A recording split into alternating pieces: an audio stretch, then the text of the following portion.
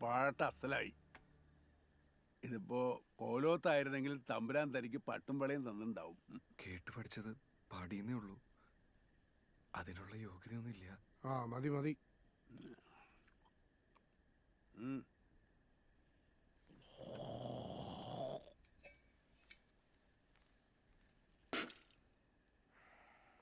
സംഗീതത്തെ പറ്റിയ മനക്കില് വെപ്പുകാരെന്താ അറിയാ, അങ്ങോട്ട് മാറിയിക്ക.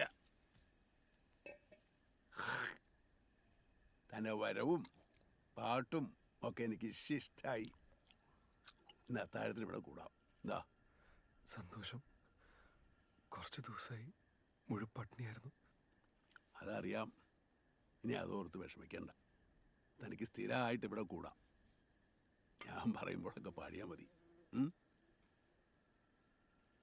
അതിപ്പോ എനിക്ക് പോവാണ്ട് വയ്യ.